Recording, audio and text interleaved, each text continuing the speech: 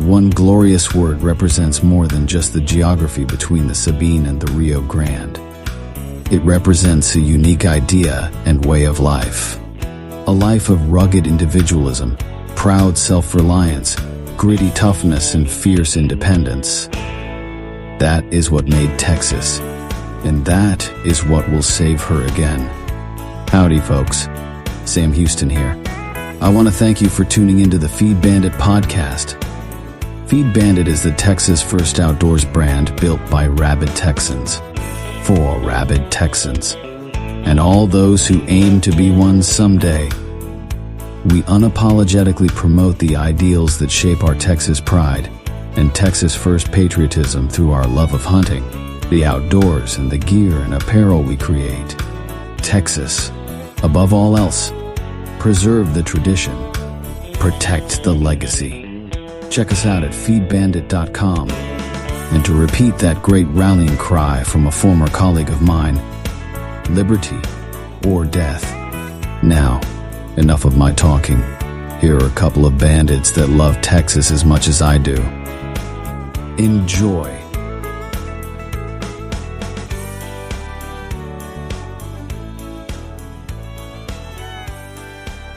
Howdy, friend. Welcome back to the Feed Bandit podcast. Jimmy back with you. And on this one, we're going to continue our series on turkey hunting since we're deep in the heart of the season right now. And, well, at least in the south zone of Texas. We just started in the north zone. So I thought it would be apropos, if you will, to continue that little series. And it's going to get into how to call turkey. So let's jump into that right after our Texas history segment. Have you ever heard of the Meyer expedition? Well, the Meyer expedition was the last of the raiding expeditions from Texas into the area south of the Nueces River during the days of the Republic of Texas, and was the most disastrous of the expeditions from Texas into Mexico. It developed out of the Somerville expedition, which captured Laredo and Guerrero. On December 9th, 1842, Alexander Somerville, recognizing that his expedition had been a failure and concluding that a longer stay upon the Rio Grande might prove disastrous, ordered his troops to prepare to return home by way of Gonzales. Many of the men had reached the conclusion that there was little possibility of accomplishing their objectives of engaging the Mexican army and of seizing and plundering Mexican towns. But they were so dissatisfied with the order to return home that they determined to separate from the command, cross the river, and attack the Mexican settlements to secure cattle and horses. Only 189 men and officers obeyed the order to return. 5 captains and most of the men refused to do so. Constituting what is known as the Meyer expedition, they moved down the Rio Grande to a convenient campsite and selected William S. Fisher as their commander. Some wanted revenge and retaliation. Many sought adventure. The leaders were nearly all political opponents of Sam Houston. The expedition set out on December 20th. 40 men under Thomas J. Greene floated downstream in 4 vessels captured near Guerrero. A small group of Texas Rangers, serving as a spy company under Ben McCulloch, operated along the west bank of the river. The main body of men under Fisher went down the east side. On December 22nd, the 308 Texans reached a point on the east bank of the Rio Grande opposite Meyer, and McCulloch's spy company was sent to reconnoiter the town. They found that Mexican troops were assembling along the river, advised Fisher against crossing, and abandoned the expedition when their advice was not heeded. Thereupon, John R. Baker, sheriff of Refugio County, succeeded to the command of the spy company. Leaving a camp guard of 45 men, Fisher and the remainder of his men crossed the river on December 23rd and entered Meyer without opposition. A requisition for supplies levied against the town was fulfilled by late afternoon, but there were no means for transporting the goods to the river, and the Texans had no desire to carry the goods on their backs. When the alcalde promised to have the supplies delivered the next day to the Texas camp, the Texans withdrew from Meyer, taking the alcalde with them to guarantee delivery of supplies. All day on December 24th, the Texans waited in vain for delivery of the goods. During the morning, A.S. Halderman, who had crossed the river to look for horses, was captured by a small detachment of Mexican cavalry. His journal revealed to the Mexicans the size, character, and organization of the Texan force. On December 25th, Fisher learned from a captured Mexican that General Pedro de Ampudia had arrived at Myer and prevented delivery of the supplies. The Texans decided to go after their rations. On the afternoon of December 25th, a camp guard of 42 men under Oliver Buckman was posted, and 261 Texans crossed the Rio Grande once more, attacked Myer, and fought until the afternoon of December 26th, outnumbered almost 10-1. Mexican losses were 600 killed and 200 wounded, as against 30 Texans killed and wounded, but the Texans were hungry and thirsty. Their powder was almost exhausted, and their discipline had begun to crack. Ampudia adopted a suggestion of sending a white flag to the Texans and demanding their surrender. The ruse was successful. The Texans later claimed they had surrendered as prisoners of war, but no terms of capitulation were signed until after their arms had been grounded, and the terms then stated that they would be treated with consideration. Later, President Houston stated that the men had acted without authority of the government, leaving the impression that they were not entitled to treatment as prisoners of war unless the Mexican government wished to assume that obligation.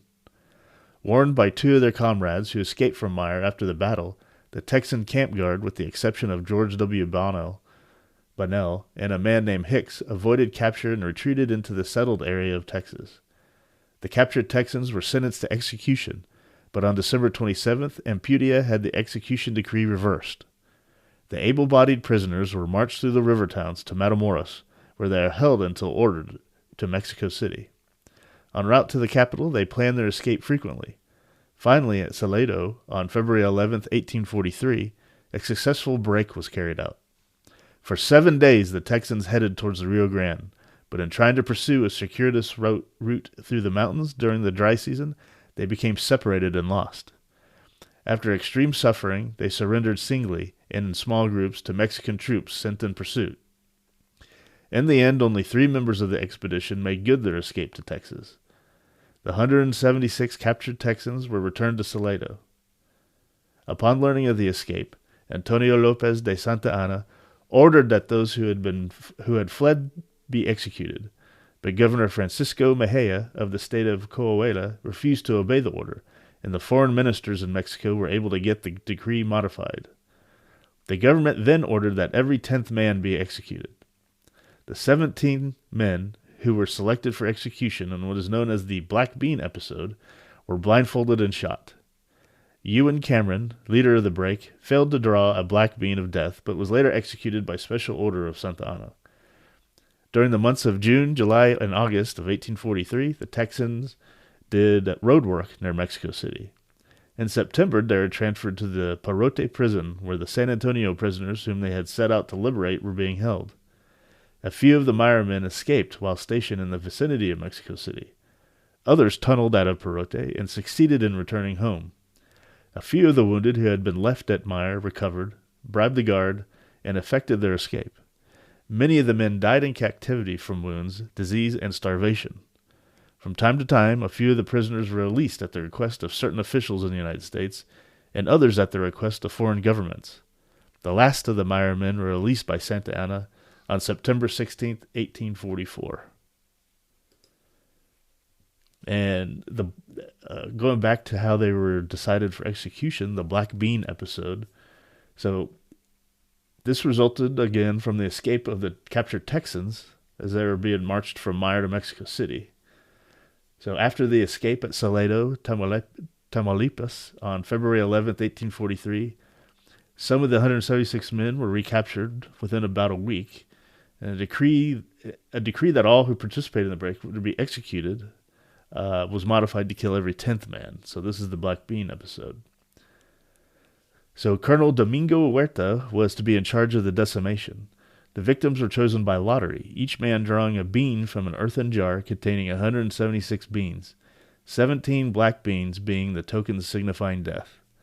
Commission officers were ordered to draw first. Then the enlisted men were called as their names appeared on the muster rolls. William A. Bigfoot Wallace, standing close to the scene of the drawing, decided that the black beans were the larger and fingered the token successfully to draw a white bean. Observers of the drawing later described the dignity, the firmness, the light temper, and the general courage of the men who drew the beans of death. Some left messages for their families with their companions. A few had time to write letters home. The doomed men were unshackled from their companions, placed in a separate courtyard, and shot at dusk on March 25, 1843. The 17 victims of the lottery were James Decatur Coke, William Mosby Eastland, Patrick Mahan, James M. Ogden, James N. Torrey, Martin Carroll Wing, John L. Cash, Robert Holmes Dunham, Edward E. Este, Robert Harris, Thomas L. Jones, Christopher Roberts, William N. Rowan, James L. Shepard, J. N. M. Thompson, James Turnbull, and Henry Walling. Shepard survived the firing squad by pretending to be dead. The guards left him for dead in the courtyard, and he escaped in the night, but was recaptured and shot. Oh, how unfortunate. Man. In 1848, the bodies were returned from Mexico to be buried at Monument Hill near LaGrange in Fayette County. Now that right there is a fascinating piece of Texas history. And that, I say this almost every time I read one of these things, but I do mean it on this one. The Black Bean episode and the Meyer expedition would make for an amazing miniseries. No doubt about it. It would be really awesome at some point, with your help, dear listener, we build up Feed Bandit to be a force to be reckoned with in Texas. And we have the Feed Bandit Production Company. And what we do is we fund and we produce remakes or reenactments or miniseries, if you will, about a lot of these cool little episodes in Texas history. So stick around. Hopefully you can be part of that one day. Maybe we'll crowdfund it, and we'll all get into it together and make it work. All right. With that, let's jump back into turkey strategies. All right, let's get back into turkey strategies with our review of the book Complete Turkey Hunting, published by Outdoor Life. And in this chapter, we're going into talking turkey does not equal taking turkey. Sitting in the back of the gymnasium where a turkey calling contest was being held, I listened to two spectators in front of me. One of the men was clad in faded overalls and had a toothpick behind his right ear. From the lump in his left cheek and the frequency with which he spat into a Coca-Cola bottle, I assumed his tobacco was getting quite a workout. The man sitting next to him wore a well-tailored suit and had nicely groomed hair, the exactness of which he spoke hinted that he might be a salesman. The two men were contrasts in vocation and education, yet both were turkey enthusiasts. Speaking of a teenage caller, the tobacco chewer said, "Now that last caller gets my vote as the best in the contest. They'd better lock the back door of the gym, or else the turkeys that heard him calling will rush in here and jump on that young boy." The businessmen agreed, and they both laughed.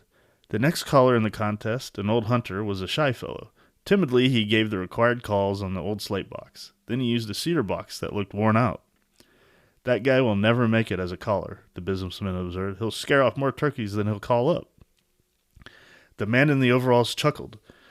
Although by most contest standards, the last caller had not performed very well. The two spectators in front of me did not know everything. The teenage caller they admired was a master musician, all right.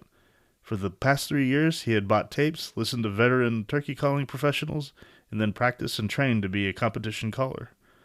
4 afternoons a week after school, he had taken his mouth yelper out of the little tin he carried it in and practiced. Each sequence of calls had to be perfect. Every note had to be clear and distinctive. He had gone to his school gym to practice so he would know how much volume was required. The calls had to be loud enough for the judges to hear, but not too loud. Yet although he was a master musician, he had bagged only 3 turkeys in the last 2 years. The contestant whom the businessman and the man in overalls had criticized, spent very little time with his calls. A week before the season began, he took his calls out of the closet and began to test them. Instead of practicing calling, he spent most of his time scouting and hunting turkeys. Each year he found several different gobblers to hunt during the opening week. He knew the turkeys personally. He knew where they would go and why. Years of experience in the woods had enabled him not only to fill his limit of 5 gobblers a year, but also to call turkeys into range for friends and relatives. Many hunters said that the old woodsman knew more about turkeys than a turkey does. This old woodsman had been encouraged and persuaded by friends to enter the calling contest. So many folks asked me to take part in it that I felt obligated, he explained. When the contest was over, the teenager had won a trophy, but the old hunter was not even called back for the final elimination round. The fact that a hunter can warble like a sexy hen does not mean he can cause an old gobbler to lose his head. The hunter who bags his limits of bronze barons each season may finish in last place in a turkey calling contest. Turkey hunting and turkey calling are two different sports, says Harold Knight of Cadiz, Kentucky. A good hunter may be able to take his gobbler 30% of the time by not calling. He knows where and when a gobbler is likely to show up on a given morning in the spring. By simply being at the same place at the same time as the turkey, he can bag him without calling. Let's take a look at the two kinds of people who pursue these separate sports. First, the turkey hunter. His number one ambition is to find and take a turkey. To achieve this goal consistently, he must learn volumes about the birds he plans to hunt. He has to know the intimate sex life of an old gobbler during the spring and understand the flocking habits of turkeys in the fall.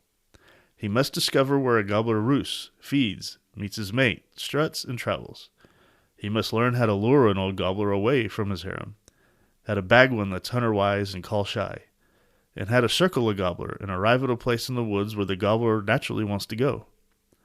Then and only then the hunter must be able to give calls that will cause a turkey to come into gun range. He has to decide how many calls to give and when to be quiet and wait. If his game plan works, the prize is a fat gobbler standing within range. The contest caller, on the other hand, never has to enter the woods. Although most good callers are also superb hunters, hunting skills are not needed to win turkey calling contests. Mastery of one or more calls is the contest caller's key to success. Practicing for hours, listening to tapes, and talking to judges and other contestants all help to produce proficiency in calling. Even though the sport is named turkey calling, the contest is actually judge calling. The contestant who the judges think sounds most like a hen turkey will be declared the winner and receive a trophy. But who knows what a hen turkey really sounds like?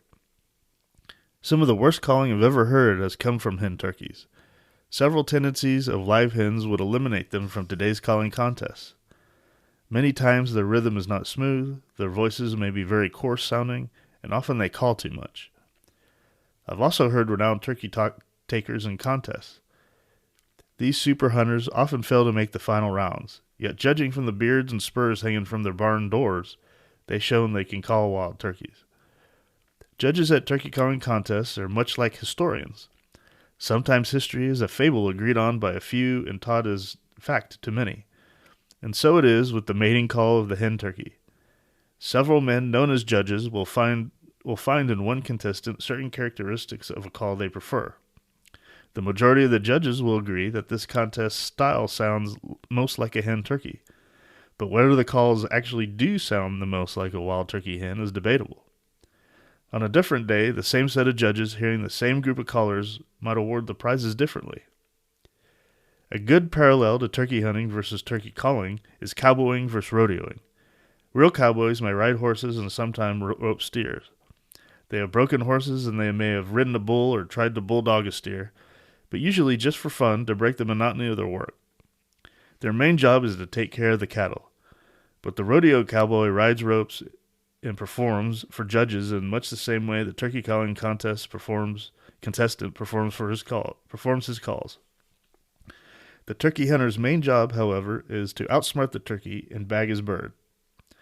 Calling is only one of the tools he employs. Though the sport of turkey calling and turkey hunting do overlap somewhat, expertise in one is not mandatory for success in the other. Nor is one sport better or more glamorous than the other. No successful turkey hunter should feel less of a sportsman because he never wins a turkey calling contest. Nor should a champion caller feel inadequate for not filling his limit of birds each season. Personally, I advocate both sports. I enjoy pitting my skills against the old woods wizards each spring. Through my mistake, the turkeys teach me new techniques of hunting every time I face them in open competition. The turkey wins most of the time, but every now and then I win. I also enjoy paying an admission fee and listening to some of the best turkey talkers in the country, sing those lovely melodies that make the hair on the back of my neck stand up. I'd rather hear good turkey calling than any concert performed by professional singers. Also, I'd like to try to pick the winners. I think there are several reasons why turkey calling contests have gained so much popularity. You can call turkeys even when you can't hunt them. Most hunters like to fool around with turkeys. They like to hear turkeys answer a call, walk into range, and strut even if these callers don't have a gun.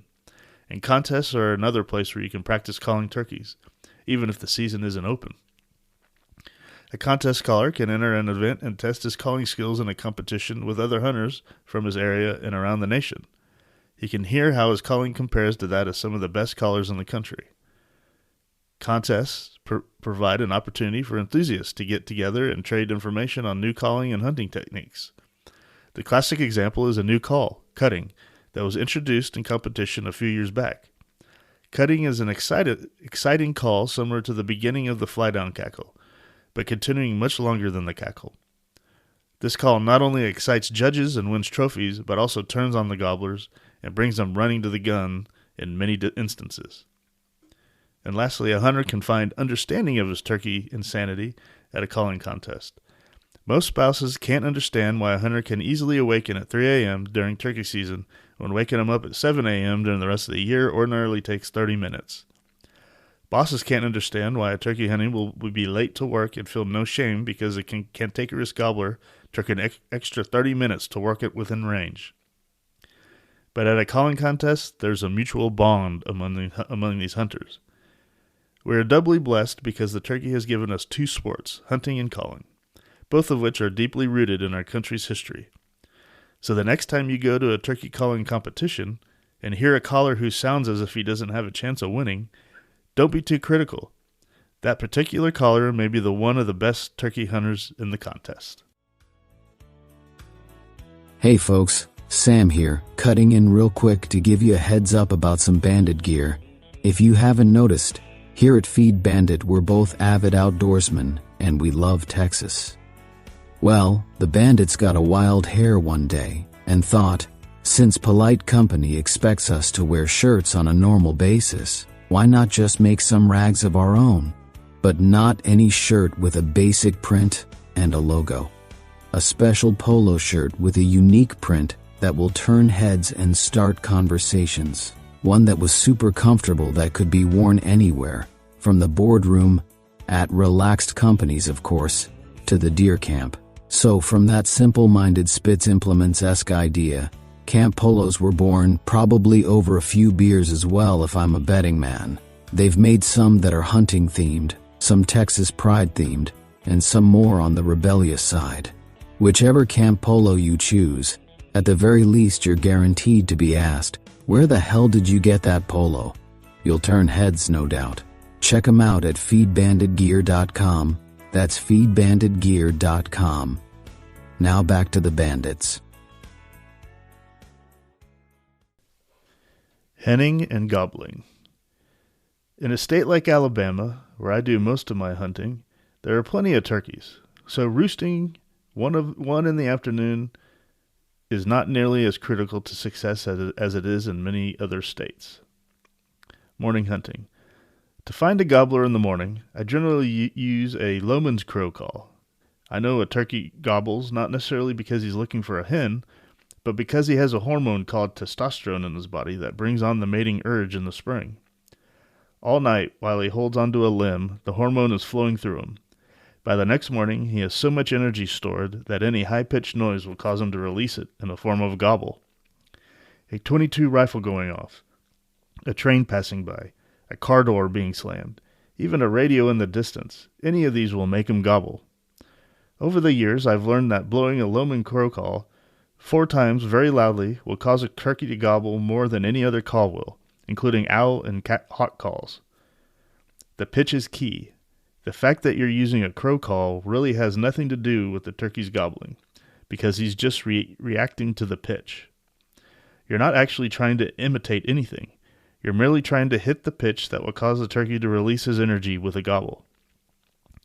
Adjust the reed in the crow call so you get the highest pitch it can make. The best way to move the reed, so far, it will make no sound at all. Then back it up to the point where it makes a very high pitch caw-caw. Once you've located a turkey, any of the several calling techniques will work. One of the hardest turkeys to call is a boss gobbler that may have had as many as 20 hens with him. This old boy has all the hens he can take care of, and the hunter who tries to call him using traditional tactics will fail most of the time. A boss gobbler may gobble at your calling, but then he'll just walk off with the hens he's collected. Why should he walk across the street to check out a new hen when he has 20 beauties all around him? The only way you can kill this turkey is to challenge his manhood. To perform this feat, 2 hunters are needed. Your hunting buddy needs to be able to gobble, either on a gobbling box or with a tube he can shake. The best method is to go into the woods before daylight.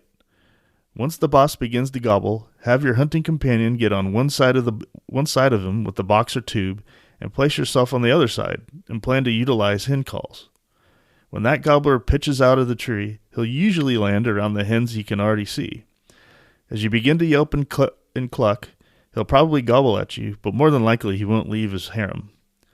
Once the turkey is on the ground gobbling, your buddy should start to gobble.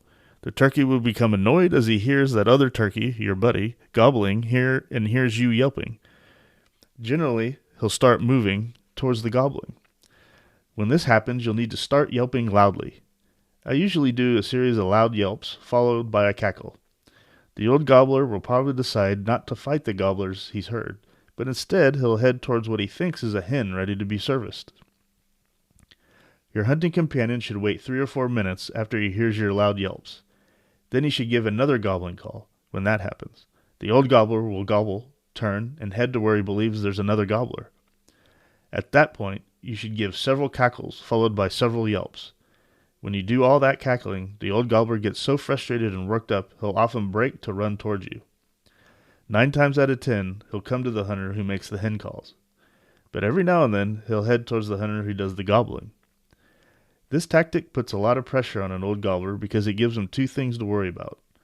His manhood is challenged by another gobbler that may be moving in to take over his harem, and a hen is just out of sight waiting to be serviced. So the old boy gets terribly, terribly frustrated and often has to make a hasty decision. He knows he has to go one of 2 ways. What he usually decides to do is service the hen first and possibly fight the gobbler later.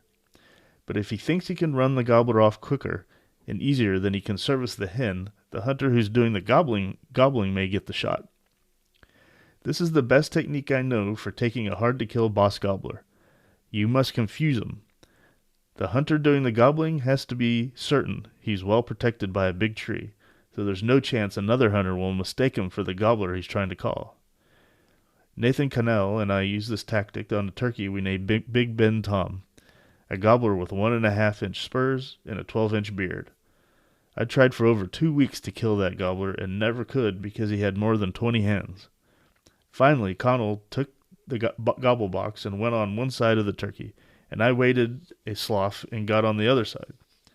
When we took Big Ben Tom, he weighed only 16 pounds and had very few feathers on his underparts. I believe he'd just about mated all the hens he could mate.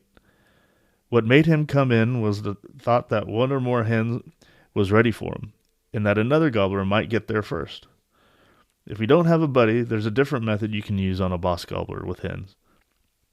First, try to determine the direction he pitches off his roost and the direction he usually moves early in the morning.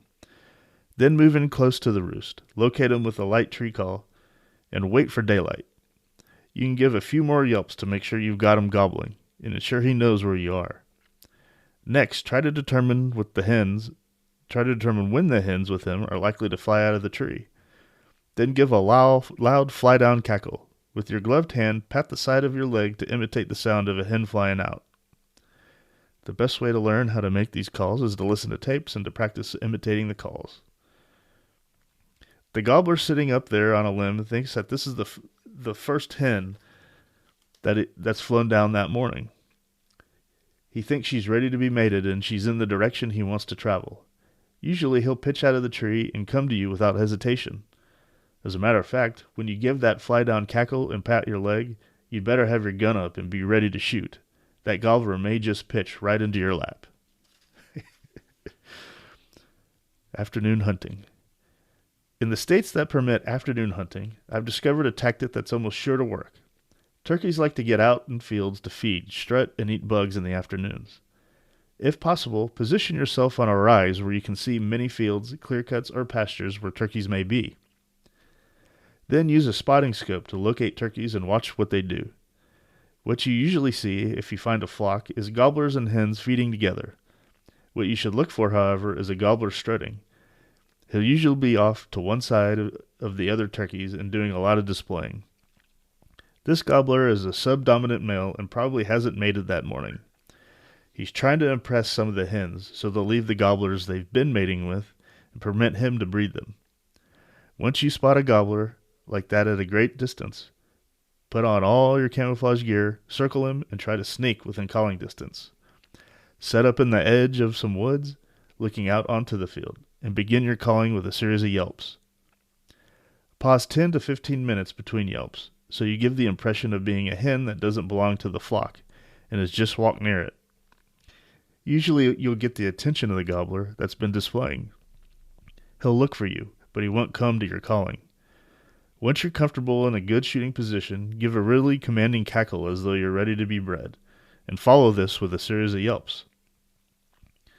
After you cackle and yelp 1 to 3 times, that subdominant gobbler will usually break from the flock and come to you on a dead run. Remember, he's looking for a hen that doesn't belong to the flock and hasn't been serviced that morning. Since he's a subdominant gobbler, he's going to try mating with the hen before one of the boss gobblers decides to mate with her, or before she's sucked into the flock. This technique works really well in the afternoons or in the late mornings. If you can find a gobbler that continues to strut, and if you can get close enough to call him without going out into the field, he'll usually be an easy turkey to take.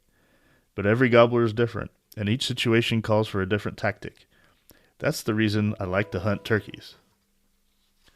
And that is the reason I like to hunt turkeys as well, because you just never know what you're going to get.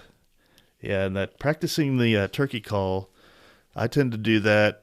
I don't know, I probably should do it more, but I do it a week or so before I go out to my first hunt, just to get that feel again, because those first couple are pretty bad.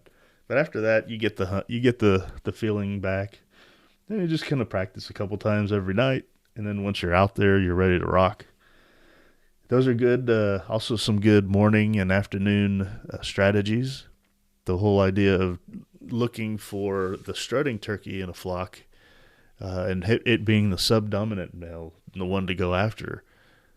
Oh, that makes total sense. I never really thought about it that way. So that's a little tip and trick to use to your advantage if you do have that ability to observe from afar, up on a hill or something like that. So I like those ideas. And yeah, I think a big thing about the calling, don't get down on yourself. Don't, nobody's perfect about it. And I think it should make you feel more confident that not even the hens are perfect in their calls. So that just goes to show that so long as you're close and you're doing what you can do, eventually, yes, you will get a nice gobbler come into wherever you are. So I hope everyone or the folks out there have had success that have been able to go out for turkey, and I hope the rest of you are making some time and will be able to get out there this season. I have 2 hunts planned on my agenda and possibly a third. Now those, unfortunately, I can't go till the latter half of April for the 2 that I'm going to do for sure, and then the possible third one would be towards the end of the season, the 1st of May area, 1st of May time frame. So hopefully I can get out there and bag me a few old boys. That'll be exciting. I'm super pumped to get out there. Can't wait.